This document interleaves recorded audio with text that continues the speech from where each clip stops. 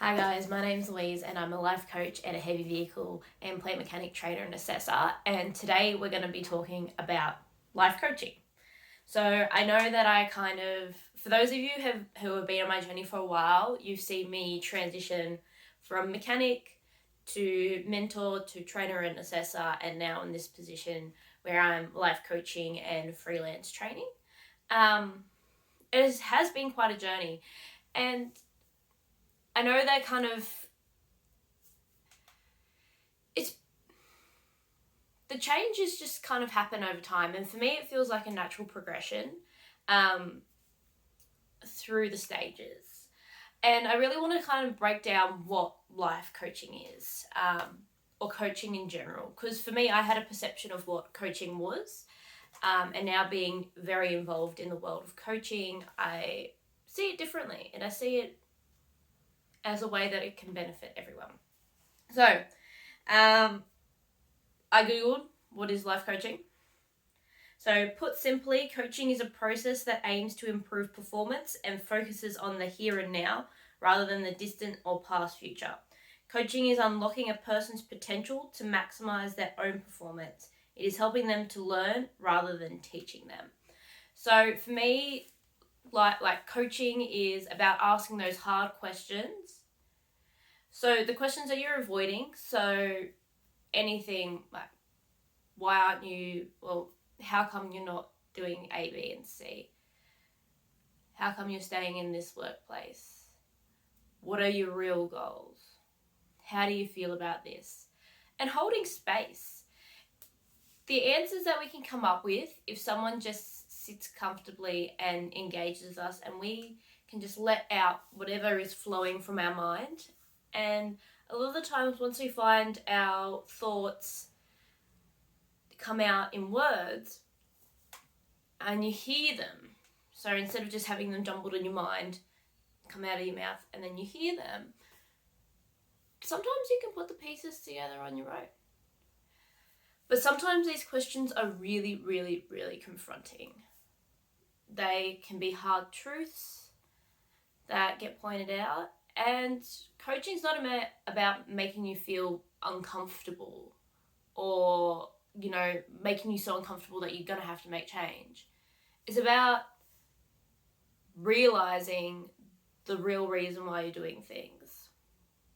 And then your coach is there to coach you through the process of making the change.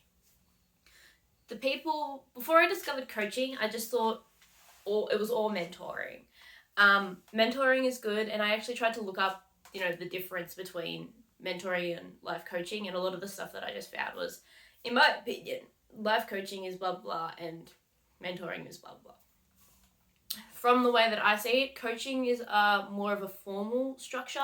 So like when you're training for a soccer game, you have your training sessions with your coaches. They're all booked in, no if, buts, or maybes. But with a mentor, you might catch up with them, maybe before a game or, just every now and then when you're feeling a bit down. Both of them are really valid, and I do have a mix of people in my life that I would call more on the coaching side, and more on the mentoring side as well. They both hold a lot of value and a lot of space for me. The way that I come into the coaching world was during COVID. I signed up for some free courses that were run by coaches, and they were giving value, they were teaching. But when I was listening to what they were teaching, I was like, I could be on the other side. So from there, that's when I kind of dived into the world of coaching and wanting to get a coach for myself. But I had this mentality that I was too young to get a coach, because I felt, most of the people that I was coming across, they were, coaches for, high level leaders and CEOs and whatever. And I was like, I'm a mechanic. I don't have any qualifications. I don't want to be, a CEO of a large company. So maybe no one would want to coach me. I really want help and support, and I know I have a lot of things that I'm avoiding that I need to answer. But as I dive deeper into the world of coaching, there is coaches for people at every level. And a coach helps keep you accountable. and just have those conversations that you're really, really avoiding. For me, transitioning from being on the tools, well, transitioning from one workplace to another, a lot of it was like, how come you're still there? And I try and think of a reason. You know, I owe it to them because I did my apprenticeship there, this and that. And, you know, someone says, how do you feel about working there? I feel pretty shit. Like, I don't like it. And what are you going to do about it? Well, I'm going to ask so-and-so for a job. When are you going to ask so-and-so for a job? On Saturday. Okay. Let me know how you go Saturday afternoon. And I changed jobs. But if I didn't have that kind of blunt conversation, then who knows where I would have been. It's really important to ask yourself, how come I'm doing this? And sometimes it's hard to ask yourself. That's why it's good to have someone on the outside to ask you. I think that's pretty much it. I really wanted to get out there and explain my transition of what I thought coaching was and the reason why I didn't get a coach sooner. I really wish I did. I just had that mentality that, you know, coaches are for like CEOs and high-level leaders.